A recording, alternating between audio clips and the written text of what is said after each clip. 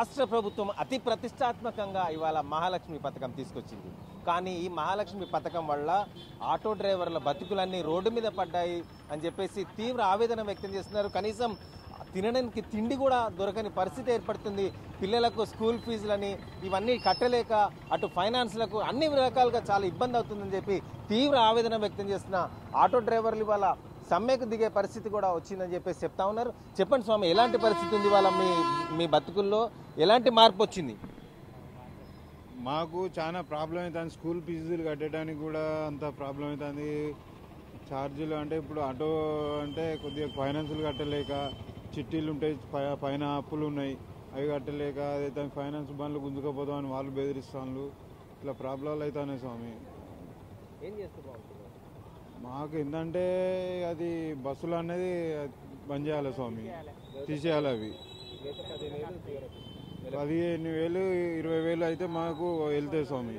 20,000 ఇచ్చినా కూడా మేము ఖర్చుల మందం చేసుకునేటట్టు ఉంటుంది. అదైనా కూడా కూరగాయల మందం అట్లా చేసుకునేటట్టు ఉంటుంది స్వామి. ప్రాబ్లాలు బాగా అవుతున్నాయి స్వామి. లేడీస్ ఎక్కుతలేరు ఎవరు, జెంట్స్ కూడా ఇక వాళ్ళతోని జెంట్స్ ఉంటారు కదా స్వామి.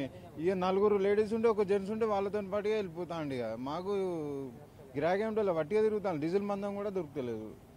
అట్లా సాంచరణం మహిళలు అంటే వాళ్ళు ఇంట్లో ఉన్న వాళ్ళకి కూడా అటుగా తిరుగుదాం, టైంపాస్గా తిరుగుదాం, ఆలోచన మీద కాలేజీ రొంపదాం, ఇటు పోయేద్దాంపా అటు పోయేద్దాంపా. మొగోళ్ళని ఇంటికాడ నుంచి కూడా అట్లా వాళ్ళు అట్లా పోయేస్తాను, అట్లా పోయేస్తాను స్వామి. వాళ్ళు పని లేకుండా కూడా అట్లా తిరిగేద్దాంపా అన్నట్టు పోయొచ్చే పరిస్థితి ఉన్నది ఇప్పుడు. స్వామి చెప్పండి, ఎలా ఉంది ఇవాళ మీ ఆటో కార్మికుల బతుకులు ఎలా ఉన్నాయి? ఈరోజు ఆటో కార్మికుల పరిస్థితి అతి ఘోరంగా అంటే అతి దారుణంగా ఉంది. ఈ నెల రోజుల కాంచారు ఈరోజు ఫైనాన్స్ కిస్తులు ఆగినాయి. అంతకుముందు నెల రోజుల క్రితం కూడా ఎలక్షన్లు చేయబట్టి కూడా ఈరోజు మాకు ఏం దందా రోడ్ల మీద ఏం లేకపోయింది.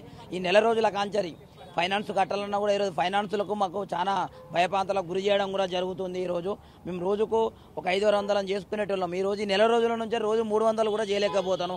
అదేవిధంగా 100 రూపాయల లీటర్ డీజిల్ అయింది. ఆ 100 రూపాయల లీటర్ డీజిల్కు మాకు అది కూడా కావడం కూడా చాలా ఇబ్బందికరంగా ఉంది.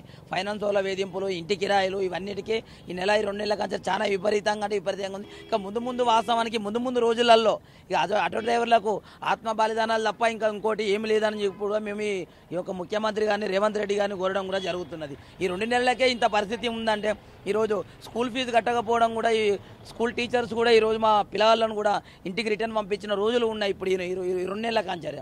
ఇంకా ముందు ఇంకా ఈ 5 సంవత్సరాల పాలన ఈ రకంగా ఉంటే ఈ ఆటో కార్మికులు మొత్తం ఉరిపెట్టుకునే పరిస్థితికే వచ్చిందని చెప్పని ఈ యొక్క ముఖ్యమంత్రి గారిని కోరేది కూడా ఇదొక మా విన్నపం. ఇదొకటి ఈ ఆటో కార్మికులది ఈ బస్సు అనేది ఒకటి రద్దు చేస్తే మాకు ఈ 5 గ్యారంటీలు పర్ఫెక్ట్ ఓకే. అంతేగాని ఈ ఆటో కార్మికుల కోసం ఈ బస్సులు మాత్రము ఒకటి తీసేయడం అంటే మంచిదని చెప్పి ముఖ్యమంత్రి గారిని కోరుతున్నాం. రద్దు చేయకుండా కూడా ఒక మా నెలకు సరిపోయి 15,000 రూపాయలు మాకు జీవన ఉపాధి కోసం ఏర్పాటు చేసినా కూడా మాకు పర్వాలేదని చెప్పని మేము ముఖ్యమంత్రి గారిని కోరుతున్నాం. ఏం చేస్తారు మరి ఒకవేళ ఇవ్వని పక్షంలో ఏం చేస్తారు? మీ నిరసనలు ఎలా ఉన్నాయి? ప్రణాళిక ఇలాంటి ఆగే ప్రసక్తి లేదు. ఇక్కడ నుంచి రోడ్డు మేము ఏంటంటే ముఖ్యమంత్రి గారిని 20 రోజులు కొంచెం చూస్తున్నాం. అయ్యో ముఖ్యమంత్రి గారు చూస్తారు, ఏదో ఒక రోజు మాకు అవకాశం ఏమైనా చూస్తారు కావచ్చు అని చెప్పి కూడా మేము అనుకుంటాం. ఇవ్వకపోతే మాత్రం రోడ్డు మీద మా కుటుంబంతో వచ్చి రోడ్డు మీద కూడా మేము రావడానికి కూడా సిద్ధంగా ఉన్నాం. ఈరోజు ఇక ఫైనాన్స్ వాళ్ళు ఆగడట్లం లేదు. ఫైనాన్స్ బండ్లు కూడా ఇప్పటికి చాలా ఇబ్బంది పెడుతారు. వాళ్ళ ఫైనాన్స్ వాళ్ళు కూడా చూస్తున్నారు, అయినా కూడా వాళ్ళు ఇబ్బందికరంగా చేస్తున్నారు. ఈరోజు స్కూల్ పిల్లలను కూడా స్కూల్ టీచర్లు కూడా రిటర్న్ పంపించిన రోజులు ఉన్నాయి. ఇక మాకు అంతమించిన రోడ్ల మీద మేము తిరిగే పరిస్థితి ఉన్నాయి. రోడ్ల మీద మా కుటుంబ పాలనతో మొత్తం వచ్చి రోడ్ల మీద కూడా మేము నిరసన చేయడానికి సిద్ధంగా ఉన్నాం. చూసినాం, తీరని ఆవేదనతో ఇవాళ బాధను వ్యక్తం చేస్తున్నారు. చెప్పండి అండి, ఎలాంటి పరిస్థితి ఉంది, ఏం కోరుతున్నారు ప్రభుత్వం? ఈ ప్రభుత్వం పెట్టింది పథకాలన్నీ అది రాంగ్ క్వశ్చన్స్. ఒకవేళ పథకాలు పెడితే జనాలకు ఉపయోగపడేది విద్య, వైద్య, దాని గురించి పెట్టాలి. మా అప్పుడు ఆటో డ్రైవర్ను చేసుకుంటే బతకటాలు. ఇవాళ హాస్పిటల్ పోతే 500 రూపాయలు ఫీజు ఉన్నది. మేము కట్టలేని వ్యవహారం. ఆ టెస్టులు ఈ టెస్టులు 10,000 అవుతాయి. నువ్వు విద్యా వైద్యం మీద పెడితే పథకాలు అది చాలా బాగుండే అని చెప్పి గౌరవ మా ముఖ్యమంత్రి గారికి విజ్ఞప్తి ఏంటంటే ఈ పథకాలు పెట్టాడు దుర్యోగం. మా ఆటో డ్రైవర్లు రోడ్ల మీద పరిస్థితి బతుకు బస్టాండ్ అయింది. మా కాలేజీ పిల్లల ఫీజు కట్టడానికి ఇబ్బంది, ఈఎం కట్టడానికి ఇబ్బంది, ఇప్పుడు చదువుకోవడం ఏది రెంట్ కట్టడానికి కూడా ఇబ్బంది అవుతుంది. ఈ గత 25 రోజుల కాంచెల్లి ఇదే పోరాటం చేస్తాం. గత మొన్న మేము బస్ స్టాండ్ కూడా ముట్టడి చేసినాము. ఆటో డ్రైవర్లు అందరం కలిసి ముట్టడి చేస్తే ధర్నా చేయగానే అరెస్ట్ చేశారు. మేము ఎక్కడైనా ఇప్పుడు రాష్ట్ర వ్యాప్తంగా అయినా కూడా ఈ 7వ తారీఖు అసెంబ్లీ ముట్టడి అయినా సిద్ధమై చేస్తున్నాము. ఇది మా లీడర్లు అందరినీ నిన్న కూడా మారే దగ్గర హైదరాబాద్ పోయినాం. హైదరాబాద్ పోయి మాట్లాడినాం. ముఖ్యమంత్రితో చర్చ జరుగుతుంది. మాకు నెలకు 15,000 రూపాయలు జీవనోపాధి కింద ఇవ్వాలి ఖచ్చితంగా. అది ఒకటి సంక్షేమ బోర్డు కూడా ఏర్పాటు చేయాలి మాకు. ఎందుకంటే ఈఎంఐ కూడా ఉంటే కొద్దిగా మాకు కూడా బాగుంటుందని చెప్పి ముఖ్యమంత్రి గారిని కోరుకుంటాం. ఇక ఒకవేళ ఇది రద్దు వెనక తీసుకోకపోతే మాకైతే ఖచ్చితంగా సంఖ్యా బోర్డు ఏర్పాటు చేయాలి. నెలకు 15,000 ఆటో డ్రైవర్ ప్రతి ఒక్క ఆటో డ్రైవర్కి ఇవ్వాల్సిందే మేము ముఖ్యమంత్రి. ఇట్లాంటి ఉద్దరిక ఇంకా ఎక్కువ అవుతుంది కానీ ఇంకా సగలేజైన సమ్మె ఉత్తగా కాదు. మీ ఆటో డ్రైవర్లు చాలా మంది ఒక 1,500 మంది బలిదానం చేసుకున్నాం. అట్లాంటి వారు అట్లాంటి రాకుండా ఈ ముఖ్యమంత్రికి హెచ్చరిస్తున్నాం అని మా ఆటో డ్రైవర్ల తరఫున చెప్తున్నాం. మీరు ఓట్లు వేసారా కాంగ్రెస్కి? వేసినాం అన్న. ఎలా ఉన్నదంటే అంతే ఆటో డ్రైవర్లు మొత్తం రోడ్డు మీద గిడిచినట్టుగా అయిపోయింది మొత్తానికి గెలిపించినందుకు. అది గెలిపించిన ముఖ్యమంత్రికి ఏం చెప్తారు?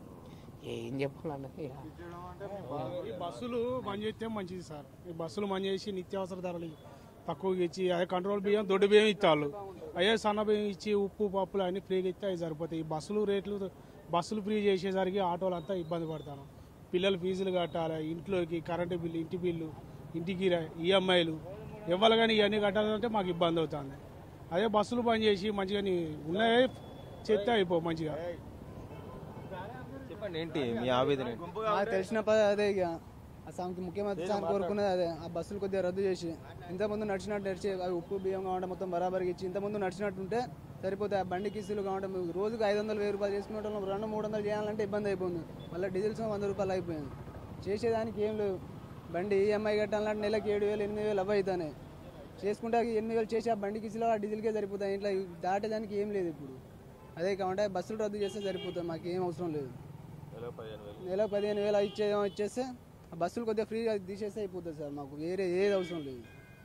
చూస్తున్నాం ఇవాళ మొత్తానికైతే రోడ్డున పడ్డ బతుకులు అయిపోయాయని చెప్పేసి ఆవేదన వ్యక్తం చేస్తున్నారు. ఇవాళ బస్సులు మహాలక్ష్మి పథకం పెట్టినా మాకు కనీసం ఒక 15,000 రూపాయలు మనిషికి నెలకు జీవన భృతి కింద ఇస్తే మేము ఈఎంఐలు కట్టుకోవడం కానీ, ఇంటి రెంట్లు కట్టుకోవడం కానీ, పిల్లల స్కూల్ ఫీజులు కట్టుకోవడం కానీ, ఏదేమైనా కనీసం తిండికి కూడా చాలా కష్టమవుతుంది. ఆసుపత్రికి వెళ్ళాలన్నా ఇవాళ కనీసం ప్రాథమిక చికిత్స ఫస్ట్ 500 కడితే కానీ చికిత్స కానీ టెస్టులు కానీ రాయట్లేరు. కాబట్టి మమ్మల్ని అర్థం చేసుకోండి సీఎం గారు అని చెప్పి వీళ్ళు వేడుకుంటున్నారు. మేము సైతం మీకు ఓట్లేసి గెలిపించి సీఎంని చేశాం, కానీ మాకేంటి ఈ పరిస్థితి అని చెప్పి తీవ్ర ఆవేదన వ్యక్తం చేస్తున్నారు. అయితే ఇవాళ సీఎం ముఖ్యమంత్రి వినకపోతే మాత్రం రోడ్ల మీద ఎక్కి నిరసనలు తెలుపుతాం. రేపు బస్టాండ్ల ముట్టడి, ఎల్లుండి బంద్, ర్యాలీలు, ఇలాగా పలు రకాలుగా నిరసన కార్యక్రమాలు చేపడతామని చెప్పి హెచ్చరిస్తున్నారు. కెమెరామెన్ రాజుతో నరేంద్ర, RTV న్యూస్, వరంగల్.